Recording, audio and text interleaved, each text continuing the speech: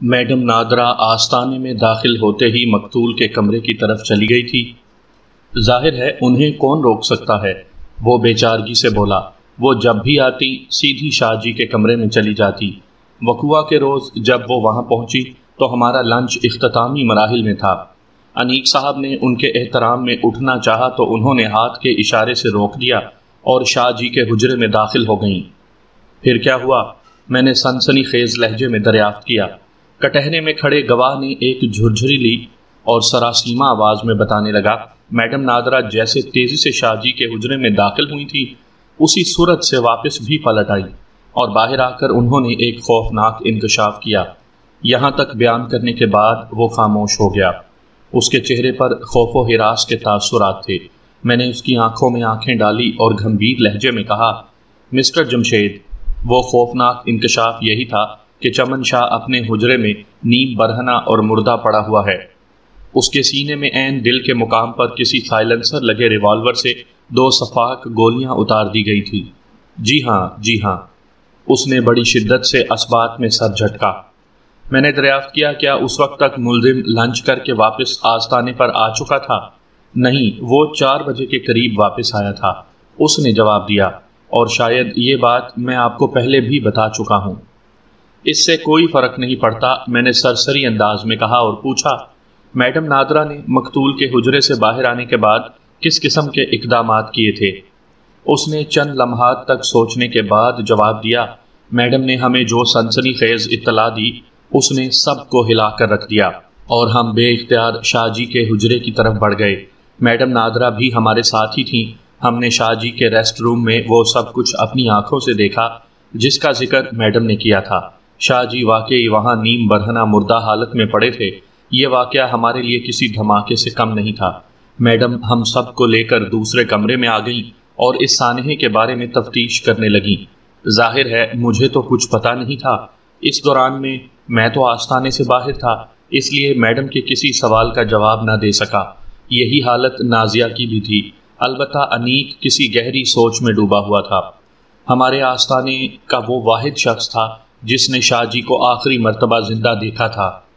میں جب برتن سمیٹ کر باہر آیا تھا تو انیق شاہ جی کے حجرے میں داخل ہوا تھا۔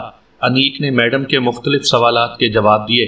انہی جوابات میں ایک انکشاف انگیز بات یہ بھی تھی کہ اس کے باہر آنے کے بعد ملزم شاہ جی سے ملنے ان کے حجرے میں گیا تھا اور اس نے آ کر بتایا تھا کہ شاہ جی اپنے دفتری حصے میں موجود نہیں، جس سے یہی نتیجہ اخذ کیا گیا کہ وہ اپنے ریسٹ روم میں آرام فرما رہے ہوں گے، کیونکہ ریسٹ روم کا دروازہ بھی بھیڑا ہوا پایا گیا تھا، اور اس سے یہ سمجھ لیا گیا کہ مقتول چمن شاہ کو میرے موکل نے قتل کیا ہے۔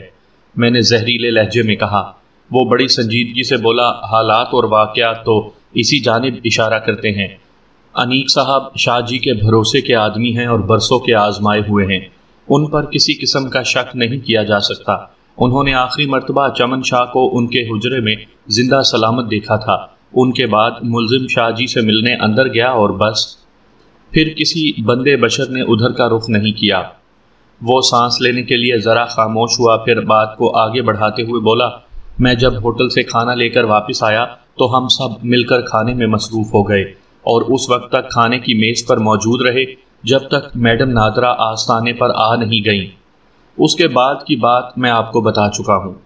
گواہ کٹہرے میں کھڑا گہری سانسیں لینے لگا۔ اس نے اپنے بیان کو خاصا طویل سے بتایا تھا۔ میں نے اسے ذرا موقع دینا مناسب نہ سمجھا اور اگلا سوال داغ دیا، مسٹر جمشید، تم نے بتایا ہے کہ جب میڈم نادرہ نے ماہر عملیات چمن شاہ کی عبرتناک موت کی اطلاع دی اس وقت تک ملزم کھانا کھا کر آستانے پر واپس نہیں آیا تھا۔ اس دوران میں تمہاری میڈم نے کیا چارہ جوئی کی؟ میڈم نادرہ اپنے شوہر چمن شاہ کی موت پر بہت بوکھلائی ہوئی تھیں۔ استغاثہ کے گواہ جمشید نے بتایا، وہ پہلی فرصت میں یہ جاننا چاہتی تھی کہ چمن شاہ کو قتل کس نے کیا ہے۔ ان اوقات میں آستانے پر جو حالات و واقعات پیش آئے وہ ملزم کی طرف اشارہ کرتے ہیں، لہٰذا میڈم کو اسی شخص کی تلاش تھی۔ لیکن مسئلہ یہ تھا کہ ہم میں سے کوئی یہ نہیں جانتا تھا کہ وہ کس ہوٹل میں لنچ کرنے گیا ہے۔ بہرحال مجھے پھر بھی دوڑایا گیا۔ میں نے آستانے کے نزدیک واقعہ 2-3 ہوٹل جھانک کر دیکھ لیے، مگر ملزم مجھے کہیں دکھائی نہ دیا۔ میں ناکام و نامراد واپس آ گیا اور آستانے پر پہنچنے کے بعد مجھے پتہ چلا کہ اس دوران میں پولیس کو اس واقعے کی اطلاع دے دی گئی ہے۔ ان لمحات میں میڈم نادرہ بڑی ہمت کا مظاہرہ کر رہی تھی۔ شوہر کی موت کا غم تو انہیں تھا ہی، لیکن انہوں نے اپنے حواس کو قابو میں رکھا اور پولیس کو فون کر دیا۔ میں نے سوال کیا، مسٹر جمشید، کیا پولیس تمہاری موجودگی ہی میں آستانے پر پہنچی تھی؟ اس نے اسبات میں جواب دیا، جی ہاں، میں اس وقت وہیں تھا۔ میں نے پوچھا، پولیس نے آستانے پر آ کر کس قسم کی کارروائی کی؟ انہوں نے سب سے پہلے چمن شاہ کی لاش کا معائنہ کیا، گواہ نے بتایا۔ اسی دوران میں انہیں بتایا گیا کہ شاہ جی کو ملزم یعنی شاکر علی نے قتل کیا ہے۔ میں نے تیز آواز میں پوچھا، پولیس کو یہ بات کس نے بتائی تھی؟ چمن شاہ کے اسسٹنٹ انیک صاحب نے، اس نے جواب دیا۔ یہ ایک اہم انکشاف تھا، لیکن میرے لیے کچھ زیادہ غیر متوقع نہیں تھا۔ یہی شخص میرے موکل کو شاہ جی کے پاس بھیجنے والا تھا۔ وہ اس قسم کی بات کر سکتا تھا۔ میں نے جراح کے سلسلے کو آگے بڑھاتے ہوئے گواہ سے سوال کیا، مسٹر جمشید، انیک کے انکشاف پر پولیس کا کیا رد عمل تھا؟ وہ ملزم کے بارے میں قرید میں لگ گئے تھے، گواہ نے جواب دیا۔ انیک صاحب نے انہیں ملزم کے بارے میں تمام ضروری معلومات فراہم کی، مثلاً اس کا گھر کہاں ہے، یہ کب آستانے پر آتا ہے اور کب واپس جاتا ہے، اس کے کام کی نوعیت کیا ہے، وغیرہ وغیرہ۔ پولیس کو جب یہ پتہ چلا کہ ملزم لنچ کے بعد واپس آستانے پر آتا ہے تو انہیں اس بات پر حیرت ہوئی کہ وہ اب تک آیا کیوں نہیں، آج اسے خلاف معمول اتنی دیر کیوں ہو گئی۔ انیک صاحب اس کے قتل میں ملوث ہونے کی بات کر چکے تھے، لہٰذا پولیس کا خیال تھا کہ وہ اب واپس نہیں آئے گا۔ قاتل جائے واردات سے دور رہنے کی کوشش کرتا ہے۔ جو سب انسپکٹر اس معاملے کی تفتیش کے لیے آیا تھا، اس نے بڑے واضح الفاظ میں کہا کہ وہ موقع کی کارروائی مکمل کرنے کے بعد سیدھا اختر کالونی شاکر کے گھر جائے گا۔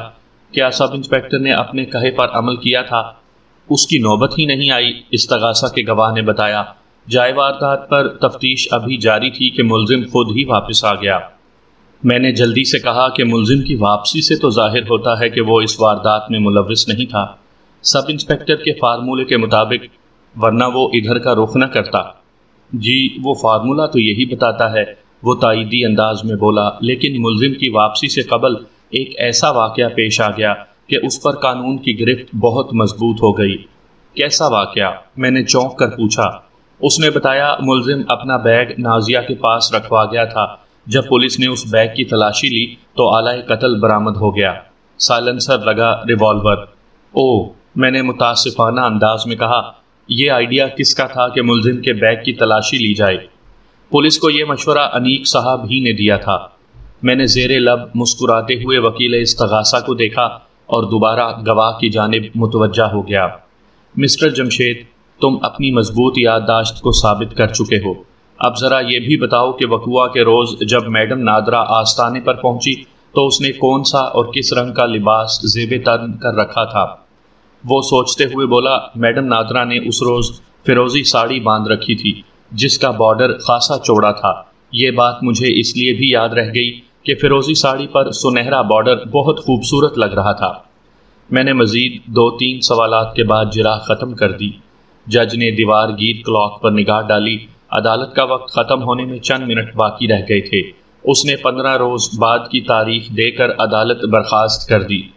شاید میں آپ کو یہ بتانا بھول گیا کہ پہلی باقاعدہ سماعت پر میں نے موکل کی ضمانت کرانے کی بھرپور کوشش کی تھی، لیکن مجھے اس میں کامیابی حاصل نہ ہوئی۔ قتل کے ملزم کی ضمانت آسانی سے نہیں ہوتی، خاص طور پر جب ملزم مفلوق الحال اور مدعی صاحب حیثیت اور طاقتور ہو۔ میں عدالت کے کمرے سے باہر آیا تو موکل کی ماں منیرہ بیگم بھی ساتھ تھی۔ میں اپنی گاڑی میں بیٹھنے لگا تو اس نے کہا، بیگ صاحب، آپ نے گواہ پر جرح تو بہت بھرپور کی ہے، مجھے امید ہے جیت ہماری ہی ہوگی، لیکن کیا ہی اچھا ہوتا کہ شاکر کی ضمانت ہو جاتی۔ وہ گھر پر آ جاتا تو میرے دل کو قرار آ جاتا۔ وہ ایک ماں تھی اور ہر ماں اپنی اولاد کے لیے جس قسم کے سچے اور گہرے جذبات رکھتی ہے اسے چیلنج نہیں کیا جا سکتا، مگر قانون اور عدالت کا اپنا دستور ہے۔ ان کے طور طریقے جذبات کے تابع نہیں ہوتے، یہ صرف عقلی دلائل اور واقعاتی شواہد کو مانتے ہیں۔ میں نے منیرہ بیگم کو حتی الامکان تسلی و تشفی دی اور اسے یقین دلانے کی کوشش کی کہ اس کا بیٹا بہت جلد باعزت بری ہو جائے گا۔ وہ میرا شکریہ ادا کر کے مجھے دعائیں دیتے ہوئے رخصت ہو گئی۔ سامعین کرام، آپ سن رہے ہیں مرزا امجد بیگ ایڈوکیٹ کی کہانیوں کے سلسلے میں ایک اردو کہانی چھاچھ کا جلا، اور یہ اس سلسلے کی قسط نمبر 3 ہے۔ مجھے امید ہے آپ کو میری یہ کاوش پسند آ رہی ہوگی۔ گواہوں کے کٹہرے میں نازیہ خاصی پریشان کھڑی تھی۔ اس کی حالت کو دیکھ کر بخوبی اندازہ لگایا جا سکتا تھا کہ عدالت میں حاضری دینے کا اس کا یہ پہلا تجربہ ہے۔ وہ خاصی نروس اور سہمی ہوئی نظر آتی تھی۔ نازیہ کی عمر 24 سال سے زیادہ نہیں رہی ہوگی۔ وہ ایک دبلی پتلی اور خوش شکل لڑکی تھی۔ اس نے پھولدار لون کا شلوار سوٹ پہن رکھا تھا۔ عدالت کے اصول کے مطابق اس نے بیان ریکارڈ کروانے سے پہلے سچ بولنے کا حلف اٹھایا۔ اس کے بعد ایک مختصر بیان دے دیا۔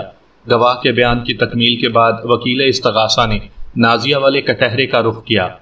مس نازیہ، وہ استغاثہ کے گواہ کو مخاطب کرتے ہوئے بولا، آپ کو مقتول چمن شاہ کے آستانے پر کام کرتے ہوئے لگ بھگ کتنا عرصہ ہوا ہے؟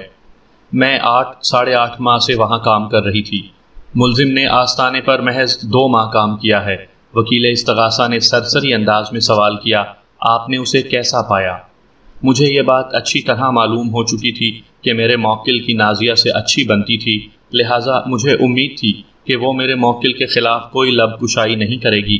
میرا مطلب ہے کہ خواہ مخواہ کی مخالفانہ کوئی بات، جیسا کہ استغاثہ کے گواہ جمشید نے کیا تھا۔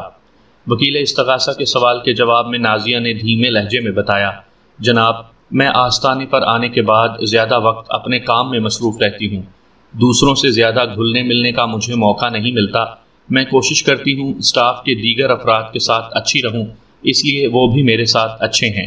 آپ نے خاصا ڈپلومیٹک جواب دیا ہے۔ یہ حقیقت ہے، وہ سنجیدگی سے بولی۔ وکیل استغاثہ نے پوچھا، مقتول چمن شاہ کے بارے میں آپ کیا کہتی ہیں؟ میں سمجھی نہیں، آپ پوچھنا کیا چاہتے ہیں؟ وہ الجھن زدہ انداز میں بولی۔ وکیل استغاثہ نے وضاحت کرتے ہوئے کہا، میرا اشارہ ملزم کی طرف تھا۔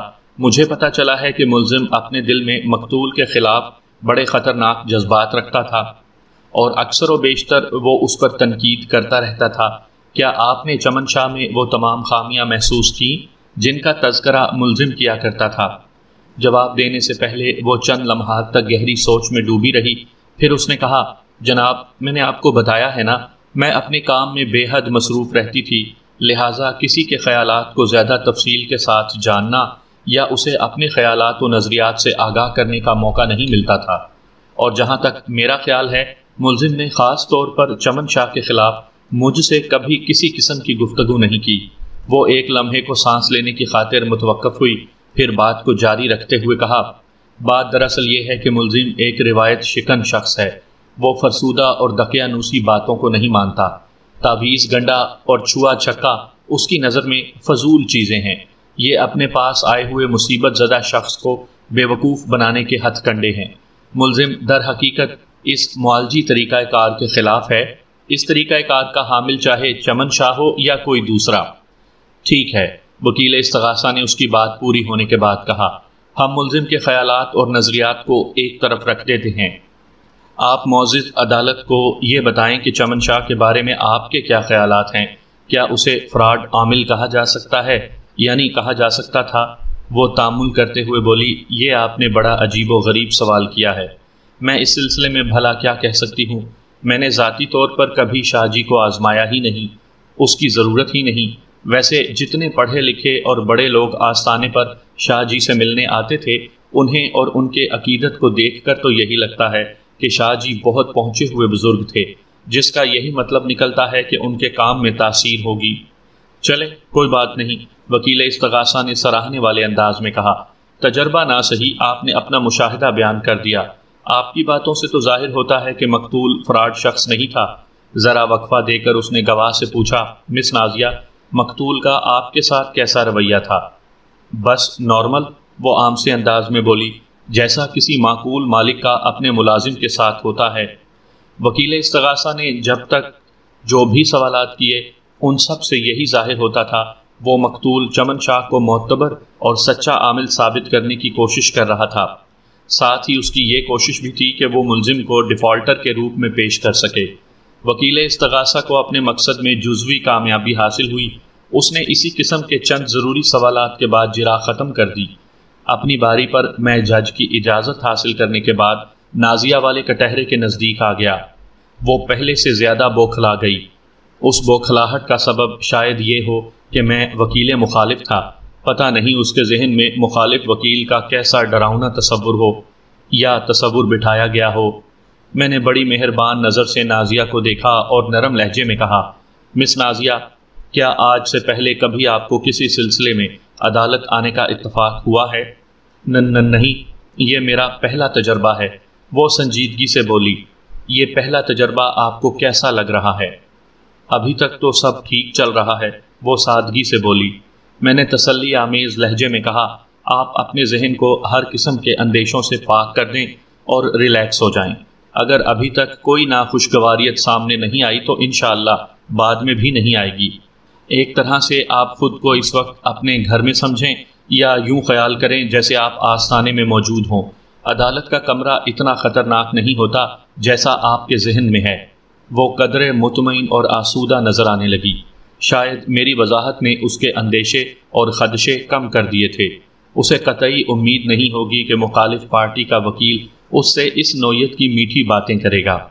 میں نے اپنی جرح کو آگے بڑھاتے ہوئے سوال کیا، مس نازیہ، وقوعہ کے روز آپ پورا وقت آستانے پر موجود رہی تھیں؟ جی ہاں، ایک مرتبہ ڈیوٹی پر آنے کے بعد میں کہیں آتی جاتی نہیں تھی، اس نے بتایا۔ میں نے پوچھا، آستانہ کے اوقات کار کیا ہیں؟ آستانہ صبح 10 بجے سے دوپہر 1 بجے تک کھلتا ہے، اس نے جواب دیا۔ 1 سے 3 بجے تک 2 گھنٹے کا لنچ بریک ہوتا ہے، آپ اسے مختصر وقفہ بھی کہہ سکتے ہیں۔ پھر 3 بجے سے رات 9 بجے تک کام جاری رہتا ہے۔ لیکن یہ اوقات اس زمانے کے ہیں جب شاہ جی زندہ تھے اور آستانہ آباد ہوا کرتا تھا۔ اب تو وہاں پہلی والی بات ہی نہیں رہی۔ آستانہ کبھی دیر سے کھلتا ہے اور کبھی مقررہ وقت سے پہلے بند ہو جاتا ہے۔ اس کا جواب خاصا انکشاف انگیز تھا، کیونکہ پچھلی پیشی پر گواہ جمشید نے آستانے کے حوالے سے اس قسم کا اظہار خیال کیا تھا کہ اب چمن شاہ زندہ رہا نہ آستانہ رہا اور نہ ہی اس کی ملازمت رہی۔ لیکن نازیہ کے بیان سے ظاہر ہوتا ہے کہ چمن شاہ کا آستانہ ہنوز قائم دائم ہے۔ میں نے اس حوالے سے جب اس سے سوال کیا تو اس نے بتایا کہ گواہ جمشید کی ملازمت واقعی نہیں رہی، انیق صاحب نے اس کی چھٹی کر دی ہے۔ باقی آستانہ چل رہا ہے اور چلتا رہے گا۔ آج کل اس آستانے کو کون چلا رہا ہے؟ میں نے استفسار کیا۔ فی الحال تو انیق صاحب ہی وہاں آنے والوں سے ڈیل کر رہے ہیں، اس نے بتایا۔ لیکن میں محسوس کر رہی ہوں مستقبل میں نقشہ بدل جائے گا، کیونکہ آج کل میڈم نادرا بھی دن میں 1 آدھ مرتبہ چکر ضرور لگاتی ہیں۔ میں نے اس کے جواب کی روشنی میں سوال کیا، یہ آپ نے مستقبل میں نقشہ بدلنے والی کیا بات کی ہے؟ ذرا اس کی وضاحت کریں۔ وہ بولی، میرا مطلب ہے ہو سکتا ہے کہ آئندہ اس آستانے کو میڈم چلائیں یا کسی اور کے حوالے کر دیں، یا یہ بھی ہو سکتا ہے اسے بند کر دیا جائے، کیونکہ اس سلسلے میں لمبی لمبی میٹنگز ہوتی رہتی ہیں۔ میں نے کہا، یہ بات ممکنات میں نظر نہیں آتی کہ آستانے کو بند کر دیا جائے۔ اس قسم کے آستانے اور گدیاں ایک وسیع و عریض آمدنی کے ذرائع ہوتے ہیں، اور صاحب گدی یا صاحب آستانہ کے بعد زیادہ پھولتے پھلتے ہیں، چاہے انہیں کوئی بھی چلا رہا ہو، کیونکہ اس صورت میں وہ گدی نشین یا آستانہ مکین زندہ نہیں رہتا اور کہیں نہ کہیں اس کا مزار بھی بن جاتا ہے، جس سے اس کی تاثیر میں اور زیادہ اضافہ خیال کیا جاتا ہے۔ لہٰذا چمن شاہ کا آستانہ بند تو نہیں ہو سکتا۔ میڈم نادرا ایسی غلطی نہیں کریں گی۔ اور میں نے بات کو ادھورا چھوڑ کر ایک گہری سانس لی اور مزید کہا، جہاں تک میڈم نادرا کے خود آستانہ چلانے کا سوال ہے تو اس بات میں دم نظر نہیں آتا۔ البتہ یہ ممکن ہے وہ آستانہ کسی اور کے حوالے کر دیں، مگر اس صورت میں سوال پیدا ہوتا ہے وہ آستانہ کس کے سپرد کریں گی؟ چمن شاہ کا اسسٹنٹ انیق تو اس وقت آستانہ چلا رہا ہے، وہ خاصا تجربے کار شخص ہوگا۔ اگر چمن شاہ کی کوئی اولاد ہوتی تو پھر یہ مسئلہ پیش نہ آتا، گدی کی منتقلی آسان ہو جاتی۔ لمبی لمبی میٹنگز کس حوالے سے چل رہی ہیں؟ نازیہ نے گواہوں والے کٹہرے میں کھڑے کھڑے اپنے جسم کے وزن کو ایک پاؤں سے دوسرے پاؤں پہ منتقل کیا اور بولی، میں نے امکانات کی بات کی تھی اور یہ بھی ہو سکتا ہے ایسا کچھ نہ ہو جیسا میں محسوس کر رہی ہوں۔ میٹنگز میں چونکہ میں شریک نہیں ہوتی اس لیے میں اس تفصیل سے واقف نہیں ہوں۔ میں نے پوچھا، میٹنگز میں آپ شریک نہیں ہوتی یا آپ کو شریک نہیں کیا جاتا؟ آپ کے سوال کے دوسرے حصے میں میرا جواب موجود ہے، وہ سادگی سے بولی۔ میں نے پوچھا، ان میٹنگز میں عموماً کون لوگ شریک ہوتے ہیں؟ مجھے سخت اعتراض ہے جناب عالی۔ وکیل استغاثہ جو کافی دیر سے خاموش بیٹھا برداشت کر رہا تھا، اچانک چلا اٹھا اور اٹھ کھڑا ہوا۔ اس نے کھڑا ہونے کے دوران میں اعتراض کیا تھا۔ میں نے مصنوعی حیرت کا اظہار کرتے ہوئے وکیل استغاثہ کو دیکھا اور کہا، میرے فاضل دوست، میں نے آپ سے تو کچھ نہیں کہا۔ آپ کو کس بات پر اعتراض ہے؟ جج نے وکیل استغاثہ سے دریافت کیا۔ وہ احتجاجی لہجے میں بولا، یور آنر، اس وقت عدالت میں چمن شاہ مرڈر کیس کی سماعت ہو رہی ہے اور فاضل وکیل آستانے کے انتظام و انصرام کے قصے چھیڑنے کی کوشش میں مصروف ہیں۔ ان کی یہ کوشش معزز عدالت کا قیمتی وقت برباد کرنے کے مترادف ہے۔ میں نے ترکی بات ترکی کہا، چمن شاہ کا قتل اس کے آستانے پر ہوا ہے، اس لیے آستانے کو زیر بحث لانے میں کوئی مذائقہ نہیں ہونا چاہیے، لیکن آپ استغاثہ کے گواہ سے جس قسم کے سوالات کر رہے ہیں ان کا زیر سماعت کیس سے کوئی تعلق نہیں۔ وہ سٹ پٹائے ہوئے انداز میں بولا۔ میں نے معتدل لہجے میں کہا، ممکن ہے آپ کے نزدیک میرے سوالات غیر متعلق ہوں، لیکن میں جانتا ہوں میں کتنی متعلق اور اہم جرح کر رہا ہوں۔ وکیل استغاثہ نے دال نہ گلتے دیکھ کر جج کی جانب رخ کیا اور فریادی انداز اختیار کرتے ہوئے کہا، جناب عالی، وکیل صفائی اپنے ان ہتھ کنڈوں کے لیے خاصے مشہور ہیں۔ یہ غیر ضروری باتوں میں الجھا کر عدالت کا وقت ضائع کرتے ہیں۔ اکثر لوگوں کو ان سے اس قسم کی شکایت رہتی ہے۔ شکریہ مائی ڈیئر کونسلر، میں نے معنی خیز لہجے میں کہا۔ یہ آپ میرا شکریہ کس بات کے لیے ادا کر رہے ہیں؟ وہ الجھن زدہ نظر سے مجھے تکنے لگا۔ میں نے گھمبیر آواز میں کہا، یہ شکریہ آپ کی اس عنایت کے بدلے ہے کہ آپ نے میرے لیے لفظ مشہور استعمال کیا، ورنہ آپ یہ بھی کہہ سکتے تھے کہ میں ان ہتھ کنڈوں کے لیے خاصا بدنام ہوں۔ آپ کی اطلاع کے لیے عرض ہے کہ میں غیر ضروری باتوں میں الجھا کر عدالت کا وقت برباد نہیں کرتا۔ میں چند لمحات کے لیے خاموش ہوا، پھر وکیل استغاثہ کی آنکھوں میں دیکھتے ہوئے کہا، اب ذرا ان افراد میں سے چند ایک کے نام بھی گنوا دیں جنہیں مجھ سے اس قسم کی شکایت ہے۔ آپ نے ابھی اکثر لوگوں کا حوالہ دیا ہے۔ جج نے ہماری بحثہ بحثی کے بیچ مداخلت کرتے ہوئے کہا، آپ لوگ آپس میں الجھنے کے بجائے عدالتی کارروائی کو آگے بڑھائیں تو اچھا ہے۔ بات ختم کرتے ہی میں نے دیوار گیر کلاک کو دیکھا۔ جج کی یہ ادا ہمیں وقت کا احساس دلانے کے لیے تھی۔ میں نے اپنے سر کو اثباتی جنبش دیتے ہوئے کہا، جناب عالی، اگر گواہ کو میرے سوال کا جواب دینے پر کوئی اعتراض ہو تو میں دستبردار ہونے کو تیار ہوں۔ جج نے سوالیہ نظر سے کٹہرے میں کھڑی استغاثہ کی گواہ نازیہ کو دیکھا۔ وہ جز بز ہوتے ہوئے بولی، میرے خیال میں وکیل صاحب کے سوال میں اعتراض والی تو کوئی بات نہیں۔ میں نے فاتحانہ انداز میں وکیل استغاثہ کو دیکھا اور گواہ کی جانب متوجہ ہو گیا۔ میں نے کھنکار کر گلا صاف کیا اور پوچھا، مس نازیہ، آپ نے جن میٹنگز کا ذکر کیا ہے ان میں عموماً کون لوگ شریک ہوتے ہیں؟ عموماً میڈم نادرہ اور انیک صاحب، اس نے جواب دیا۔ ایک آدھ مرتبہ باہر کا ایک آدمی بھی ان میں شامل تھا۔ باہر کا آدمی؟ میں نے ایک ایک لفظ پر زور دیتے ہوئے ڈرامائی انداز میں کہا، ذرا اس باہر کے آدمی پر روشنی ڈالیں گی آپ؟ وہ کچھ دیر سوچنے کے بعد بولی، میں اس شخص کو نہیں جانتی۔ اس نے چھوٹی داڑھی رکھی ہوئی ہے، میں نے اسے پہلے کبھی نہیں دیکھا اور نہ ہی اس کے بارے میں میری کوئی معلومات ہیں۔ آپ اس شخص کا حلیہ بیان کر سکتی ہیں؟ میرے اس استفسار کے جواب میں استغاثہ کی گواہ نازیہ نے اس مخصوص آدمی کا تفصیلی حلیہ بیان کر دیا۔ میں نے وہ تفصیل اپنے ذہن میں نقش کرنے کے بعد سرسری سے لہجے میں کہا، ٹھیک ہے، اگر موقع ملا تو اس میڈم نادرہ اور انیک سے اس بارے میں کوئی سوال کروں گا۔ بہرحال ان معلومات کی فراہمی کے لیے بہت بہت شکریہ۔ وکیل استغاثہ نے کینہ توز نظر سے مجھے گھور کر دیکھا۔ میں دوبارہ گواہ کی جانب متوجہ ہوا۔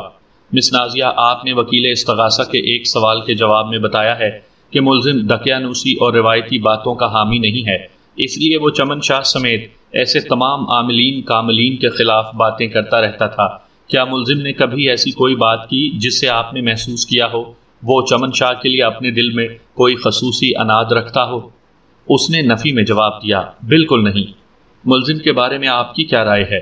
کس حوالے سے؟ میں نے وضاحت کی، وہ اپنے اعمال اور کردار کے حوالے سے آپ کو کیسا لگا؟ جہاں تک میں ملزم کو سمجھ سکی ہوں وہ ایک اچھا انسان ہے، اس نے جواب دیا۔ ویسے ایک بات پورے وثوق سے کہی جا سکتی ہے، یہ شخص بہت محنتی ہے اور اپنے کام سے نہایت مخلص۔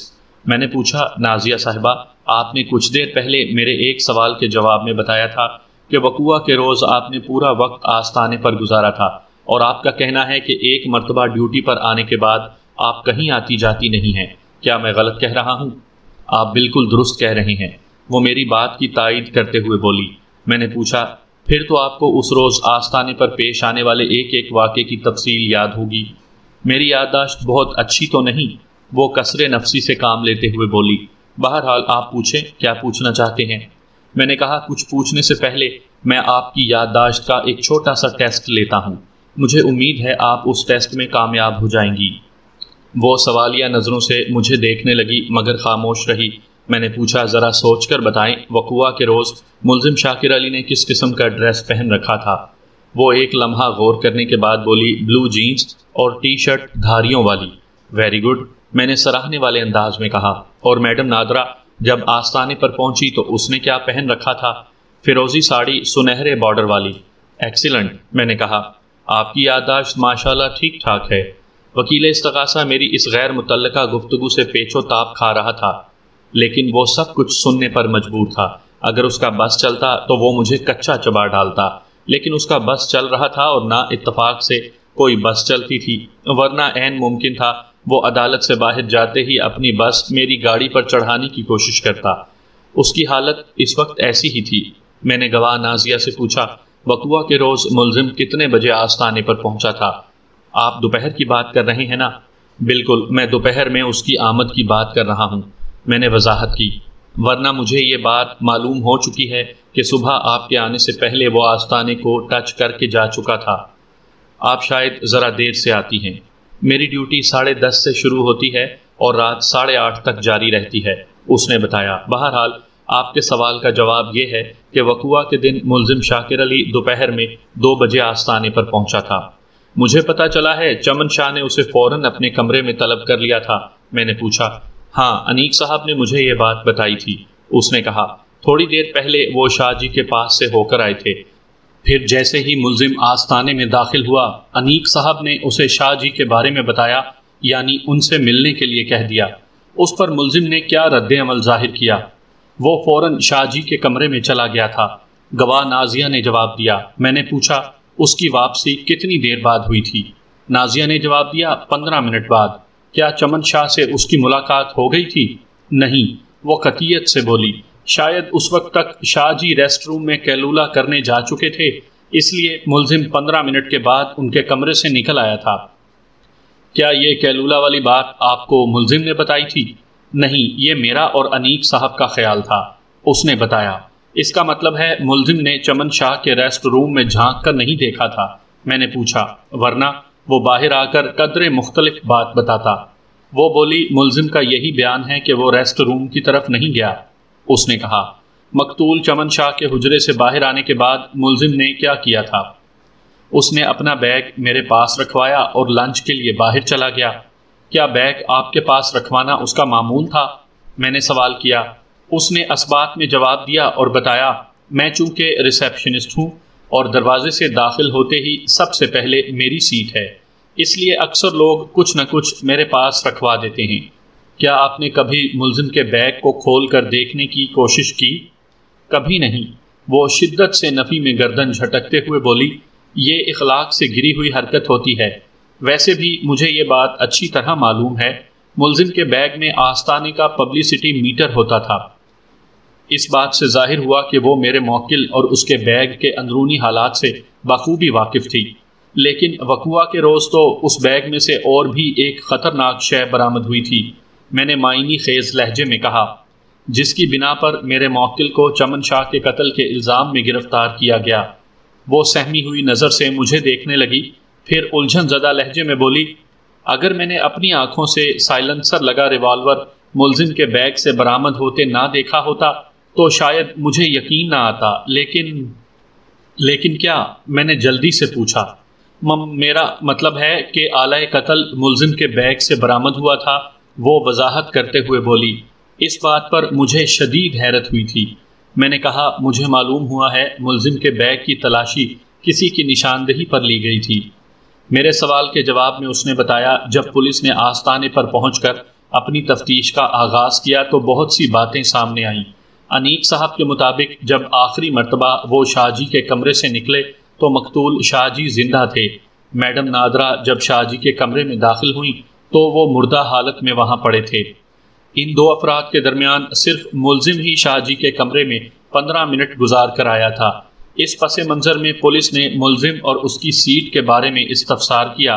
انیق صاحب نے پولیس کو بتایا کہ ملزم لنچ کرنے آستانے سے باہر گیا ہوا ہے، البتہ اس کا بیگ یہیں پر موجود ہے۔ اس کے بعد ہی ملزم کے بیگ کی تلاشی لی گئی، جس کے نتیجے میں آلہ قتل پولیس کے ہتھے چڑھ گیا، اور جب ملزم 4 بجے واپس آستانے پر آیا تو پولیس نے اسے گرفتار کر لیا۔